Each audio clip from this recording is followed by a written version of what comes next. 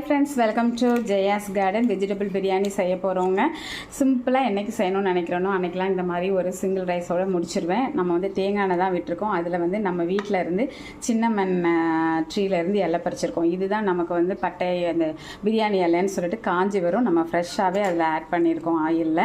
அதோட ஒரு அரை பல்லாரி வெங்காயம், பச்சை மிளகா ஒரு 2 ஸ்மெல்லுக்காக போட்டிருக்கேன்.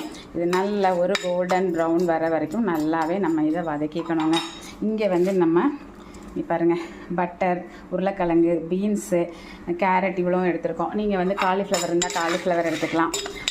வேறு இதில் வேறு என்ன போடலாம், இதே மாதிரி நீங்கள் இந்த ஸ்டைல்லையே கூட சிக்கனில் செய்யலாம், மட்டனில் செய்யலாம் சிம்பிளாக.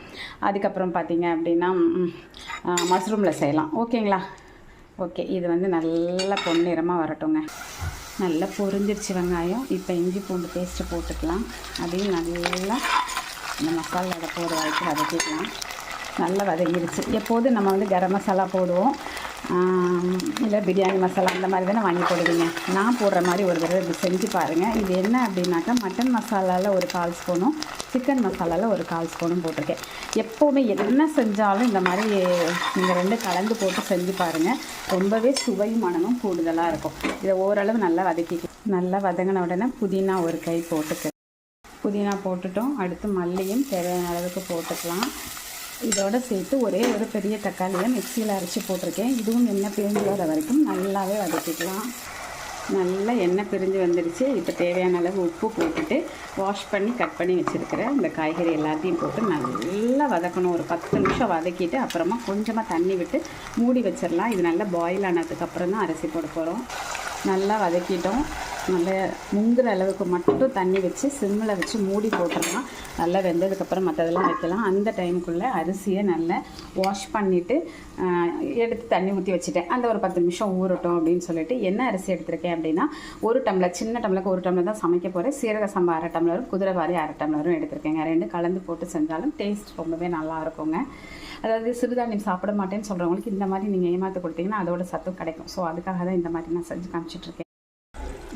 காய் வந்து ஒரு 90% பாயில் ஆகிடுச்சு. இப்போ இந்த ரைஸும் அதுக்கு வந்து 1:2 ரேஷியோவில் நம்ம வந்து தண்ணி ஊற்றிட்டோம்.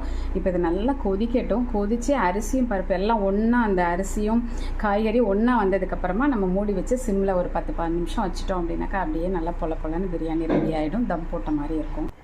ஓரளவு எல்லாம் கொதித்து வரும்போது இப்போ நம்ம பிரியாணி இலைகளை மேலே போட்டுட்டு கொஞ்சம் நேரம் அப்படியே அமைக்க விட்டுடலாம். அதுக்கப்புறம் நல்லா வந்ததுக்கப்புறம் தான் மூடி வைக்கணும்.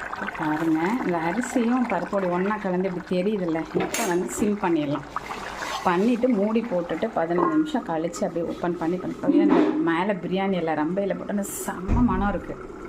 நல்ல ஒரு 15 நிமிஷம் தம்மில் இருந்திருக்கு. பாருங்கள், சும்மா அதுவும் அந்த மண்பான சாதத்துக்கும் அதுக்கும் செமையாக இருக்கும். பாருங்கள், செமையாக இருக்குல்ல. ஓகே, நாங்கள் சாப்பிட ரெடி ஆகிட்டோம் ஃப்ரெண்ட்ஸ். நீங்கள் இது மாதிரி செஞ்சு பார்த்துட்டு கண்டிப்பாக சொல்லுங்கள். பிடிச்சிருந்தால் லைக் பண்ணுங்கள், ஷேர் பண்ணுங்கள், கமெண்ட் பண்ணுங்கள். மறக்காமல் சப்ஸ்கிரைப் பண்ணி சப்போர்ட் பண்ணுங்கள்.